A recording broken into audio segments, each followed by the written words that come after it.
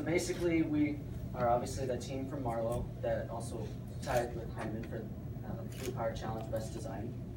Our design, it's a little bit different. Most of the designs that are brought to the competition or designed for the competition involve a clamp, similar to theirs. But us, we decided to go a little bit of a different way.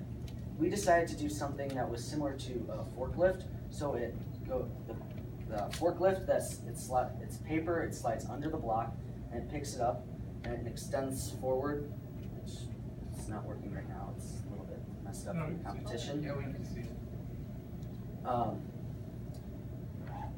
But yeah, and then it would lift it up, and then it would extend, and we have a little pusher thing that pushes the block off it, so it can like pull back and go for the next block. It should be noted that this was the only forklift they'd ever seen. Yeah, I have to admit, the years that you've been here and the designs, I've not seen anything like that. No. Yeah. How did you come up with that?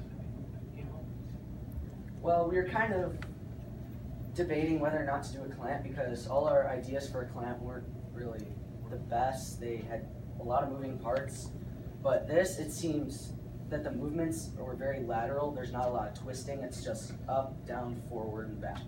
So less moving parts, less to go wrong. The question for the Heinemann team, I noticed your use of the circles in your clamp and that seems to be a unique approach as well. I don't think I've seen that before. Generally, it pushes in. Right. Clamp. Yeah, so what made you think of that circle approach and the arm? At workshop day, we were given one of the basic machines we were told how to give directions how to build was a rotational mechanism. Okay. And then just take this away. We used the rotational mechanism, which was this right here that would rotate like this, and the circles allow this to move freely as well as this, so that way it rotates. And what we did was we took that and used the directions from that to. We took the original that we made and added a longer piece of wood that had pieces on the bottom, and then added one on the side with pieces on the top, to where we could just close it using the rotation. And what was the biggest challenge then on site, putting this all together and getting it to work? Time, speed. Time? Yeah, time. Yeah, trying to wait for everything to really glue together took a lot of time. It took us 5 weeks to build it, and we had 3.5 hours to. Great way of summarizing it, yeah. Are you guys, I'm sorry, Go ahead. are you guys able to see what the other teams are doing, or are you sort of in your own little spot? Yeah, it's all in a public. Yeah, we mostly just stayed. Yeah, it's in a gym. There's like 24 tables set up, so you can all see each other. And I would say that they're in a gym, but the 3.5 hour deadline that they have, they're in a gym with other people, but they're totally focused on what they need to get done. So they're not really paying a whole lot of attention to what other people are doing.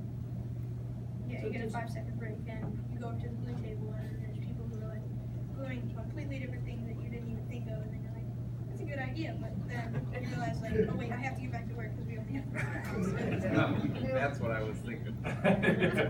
Oh, look, squirrel. It was really difficult because at one of the other schools who brought the 21 teams, their teacher did not allow them to bring their hot glue gun. So we were going through our hot glue a lot because we were lending ours to them so that way they could make their machines. But in the end, a lot of them broke down. So you had to move blocks on there. Was it about quantity or was it about speed or both as part of the judging criteria? A little bit of both because it's where you put the block that would be most efficient. Okay. Like if it's on the edge, then it's going to fall over and you won't get the points. But if you go faster, then you will get more points by either putting it in the center, so like on the bottom, if you put it in the center square, you get 2 points, but if you set it on the regular platform, you only get 1. So speed and quality is kind of, it's both. Yeah, and then if you're on the top platform, the outer ring was 2, and the inner ring was 4 points. So if you were consistently getting the inner ring on the top, it was 4 points every time you did it. One team had, I think it was 91 points from just going to strategy involved too. Yeah. And how many points did you guys get? We got 17.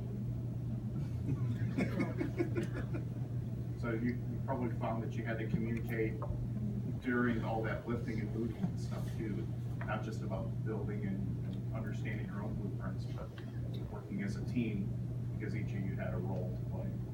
Our original thought was to just go for the outside of the bottom floor because we thought that we were gonna be able to go a lot faster and get more points that way. But lesson learned, and we did get a lot of points that way, it was just other teams went faster. Yeah, they went at the same speed, but got more points every time they did it. Well, in Oak Prairie, there's 19 teams, and they all had the same design. So we both made our own designs, and we didn't get any help from anyone else.